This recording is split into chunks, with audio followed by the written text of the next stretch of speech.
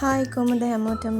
ඉතින් අද එන්න මාත් එක්ක රෑට කන්න හදන්න. ඉතින් අද මට මෙන්න මේ දේවල් තමයි ඕන වෙන්නේ. මම ඔක්කොම කපලා තියාගත්ත හරි ලේසි. එතකොට ඉක්මනට හොයන්න. ඉතින් මේ අද රෑට ගොඩක් ලොකු දෙයක් කන්න හිතුන්නේ නැහැ. ඒ වගේම මම ගොඩක් වෙලාවට හැමතිස්සෙම මේ වගේ කෑම කන්න ටේස්ට් එකට චිලි පේස්ට් එකක් කෝනිසෝ දාලා වැඩිපුර හදලා තියාගන්නවා. ඉතින් මගේ ස්ටොක් එක තිබ්බ එක ඉවර වෙලා. ඉතින් ඒ නිසා මම හිතුවා තව සති දෙකකට විතර හරියන්න ඒකත් හදන ගමන් රෑට කන්න උයනවා කියලා. මම මේ දැන් මේ වෙලාවේ හදාගන්න යන්නේ කෝනිසෝ දාපු චිලි පේස්ට් එක. ඉතින් මට මෙන්න මේ දේවල් තමයි ඕන වෙන්නේ. මම ඉස්සර වෙලාවම ටිකක් පෑන් එකට තෙල් ටිකක් වැඩිපුර දාගන්නවා. මොකද මම වැඩිපුර සුදු ලුණුයි මේකට දාගන්න නිසා ඒව හොඳට ෆ්‍රයි වෙන්න ඕනේ. ඉතින් ඒ නිසා මම ඒකට ඇඩ් කරගන්නවා ටිකක් වැඩිපුර තෙල්. ඉතින් මේ විදියට තමයි මම තෙල් එකට මේ ටික ඇඩ් කරගන්නේ. ඔන්න ඔය විදියට ලුණුයි සුදු ලුණුයි සාමාන්‍යයෙන් වැහෙන ගානට වගේ තෙල් ටිකක් මේකට දාගන්න වෙනවා.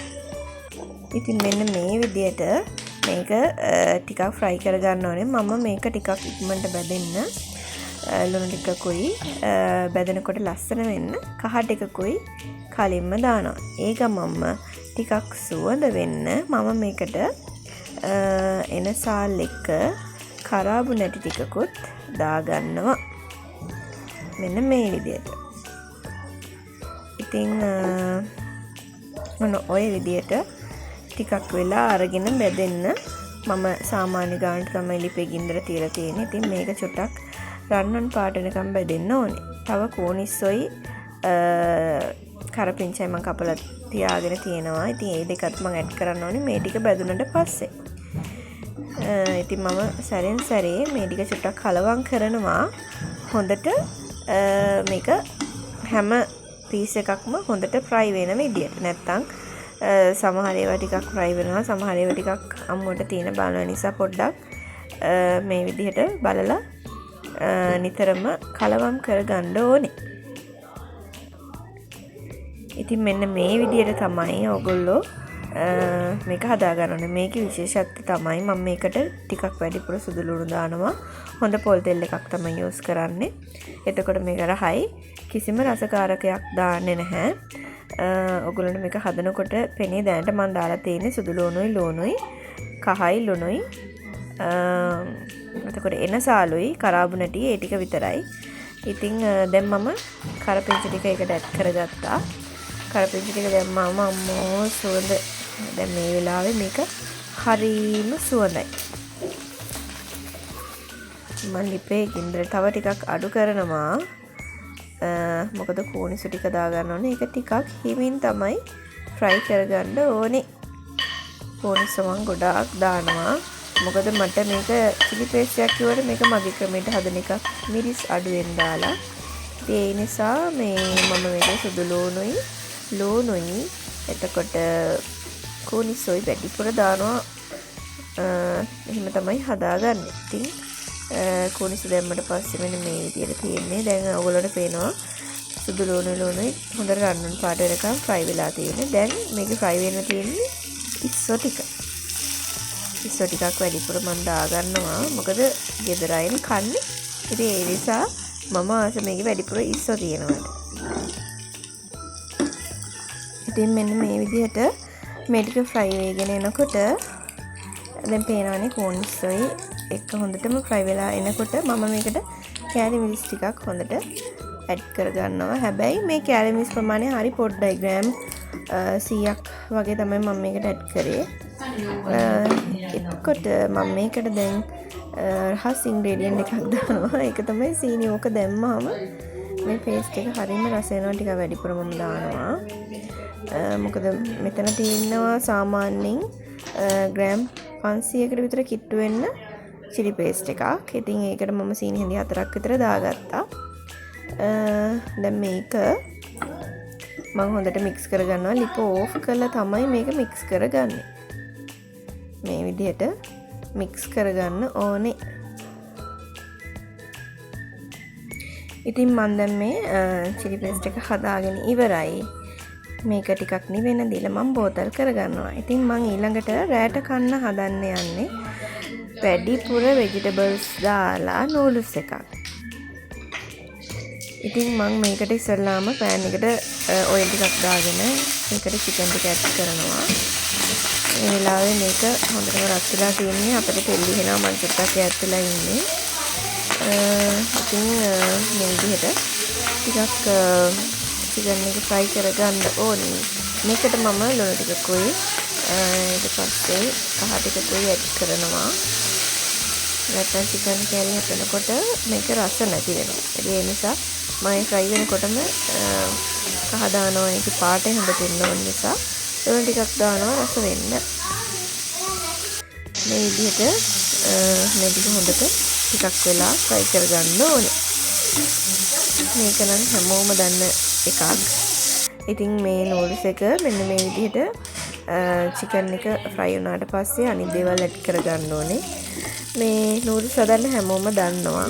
මම ඉතින් මේක හදන්නේ ගොඩක්ම බබාටත් කන්න පුළුවන් වෙන්න. මම මේක ලුණුයි සුදු ලුණුයි කලපිංචයි දැම්මා.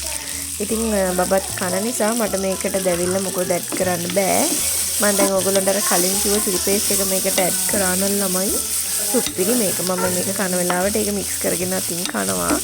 මම මේක නූඩල්ස් එකට දාන්න යන්නේ. එහෙමනම් බබා කන්නේ නැති වෙනවා. ඉතින් ඒ නිසා යටත් කන වෙන්න ඕන නිසා මම මේකට දැවිල්ල කිසි දෙයක් දාන්න නැහැ. මේක සාමාන්‍ය නූඩල්ස් එකක්. මගේ විදියට හදනවා. මම ගොඩක් වෙලාවට කෑම්බීම හදනකොට පර්ෆෙක්ට් හැමදේම තියෙනවද කියලා බලලා තියෙන ඉන්ග්‍රේඩියන්ට්ස් ටික දාලා හදනවා. දැන් මම මේකට බිත්තරයක් ඇඩ් කරගන්නවා. ඒක චුට්ටක් ඒකත් චුට්ටක් ෆ්‍රයි වෙන්න දීලා ඊට පස්සේ මම අනිත් දේවල් ඇඩ් කරගන්නවා. සාමාන්‍යයෙන් කෑමක් හදන්න ගියාම ආනේ අරක නෑ මේක නෑ. ඒ නිසා මට මේක හදන්න බෑ කියලා මම ගොඩක් වෙලාවට අතහැරලා දාන්නේ. මම කරන්නේ තියෙන දේවල් වලින් ඒ වෙලෙට මට හිතෙන විදිහට වෙනවා. දැන් මම අද නූඩල්ස් එකක් ඇදුවොත් අද පින රහ නෙමෙයි හෙට.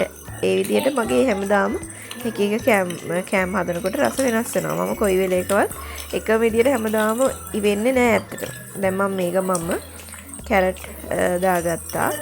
කැරට් ටික මම චුට්ටක් තෙත ගතිය යන්න දෙනවා. ඒක යමු ගතිය. ඊට පස්සේ මම මේකට හොඳට බෝංචි ටිකක් දාගන්නවා. බෝංචි දාගන්න ගමම මම ඒකට ගෝව ටිකත් හිමින් ඇඩ් කරගන්නවා. ඉතින්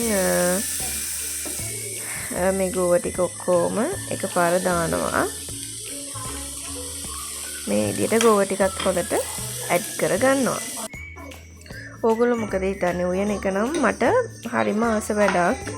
අසනීප වුණාම නම් මට හරි උයන එක ටිකක් අමාරුයි. ඉතින් මම හැමතිස්සෙම බලන්නේ මට මහන්සියක් නැතුව ගෙදර අයටත් කන්න පුළුවන් විදියට කෑම හදන්න. ගොඩක් වෙලාවට අපේ ගෙදර රෑට බත්ති වෙන්නේ නැහැ. බුරියානි ෆ්‍රයිඩ් රයිස් වුණාම හරි අමාරුයි හස්බන්ඩ්ටයි බබාටයි බත් කන්න. ඒ නිසා ගොඩක් වෙලාවට මම රෑට එකකින් කෑම ಜಾති ෆ්‍රයි කරනවා. ඉතින් අද නූඩල්ස් එකක් හදනවා කියලා හිටනවා. මේ අද මට චිලි පේස්ට් එකකුත් හදාගන්න තිබ්බ නිසා මම හිතුවා අද නූඩල්ස් එකක් හදාගෙන චිලි පේස්ට් එකත් එක්ක කනවා කියලා. මම ටිකක් වෙලා එළවලු ටිකක් තැම්බෙන්න දෙනවා. මේ විදිහට මම ඒක තැම්බෙනකම් මම දැන් මෙතන මේ තියෙන භාජන ටික ඔක්කොම හොද ගන්න ගමන් තමයි ඉන්නේ. මම ගොඩක් වෙලාවට අස් කරම තමයි යන්නේ. ඊට පස්සේ මට ඔය ඉවරුනහම කිසි කරදරයක් නැහැ. ඔය ඉවරුණා මගේ වැඩ ටික ඉවර කරගත්තා. ඉතින් මෙන්න මේ ගානට වගේ ලෝල් ටික ආවට පස්සේ මම මේකට බලලා තින්නේ දැන් ලුණු නම් මම පොඩ්ඩනේ දැම්මේ. මම අන්තිමට බලනවා තව කොච්චර දාන්න ඕනද කියලා. මම මේකට දැන් නූඩල්ස් ටික ඇඩ් කරන්න යන්නේ. මේ විදියට නූඩල්ස් ටික ඇඩ් කරනවා.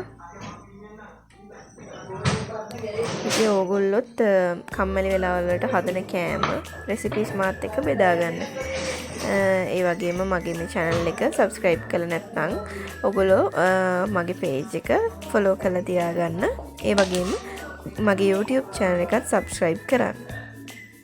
දැන් මම ලුණු බැලුවා. ලුණු ඇත්තෙම නැහැ. මම ගොඩක් වෙලාවට මේ ලුණු හරි අඩුවෙන් තමයි දැන් කන්නේ.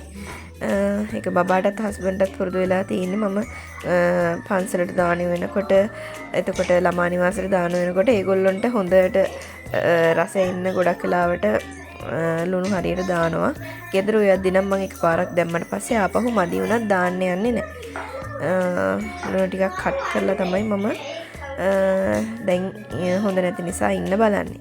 ඉතින් මේ විදිහට හොඳට නූඩල්ස් ටික මික්ස් කරගන්න ඕනේ. දැන් මෙන්න මේ විදිහට මික්ස් කරගත්තාම එන්නේ. දැන් ඉතින් නූඩල්ස් එක හදලා ඉවරයි. දැන් චුට්ටක් පෑන් එකේ ෆ්‍රයි කරගන්න ඕනේ. එතකොට මේක හොඳට රසයි. ඉතින් හරිම ලේසි සිම්පල් ඩිනර් එකක් තමයි මම අද හැදුවේ. ඉතින් මේ වගේ පුළුවන් වෙලාවට ඔයගොල්ලන්ට මම වීඩියෝස් අරන් එන්නම්. ඉතින් නූඩල්ස් එක හදලා ඉවරයි. මේකට මම හදාගත්ත chili paste එකත් කන්න තියෙනවා. ඉතින් මම මේක තනියට පොඩ්ඩක් කියුකම්බර් එකත් කපා ගත්තා. chili paste එක දාගෙන කන්න තමයි තියෙන්නේ. මම මේක බබාට බෙදුවේ නිසා chili paste දැම්මේ නැහැ. දැන් ඉතින් ඩිනර් එක ගන්න හදන්නේ. එහෙනම් මගේ වීඩියෝ එක හොඳයි නම් ඔයගොල්ලෝ ලයික් එකක් දාන්න, කමෙන්ට් එකක් දාන්න. මට ඒක සෑහෙන වටිනවා. ඉතින් මේකේ තනියට මට chili paste එකක් තියෙනවා. එහෙනම් හැමෝටම ජය වේවා.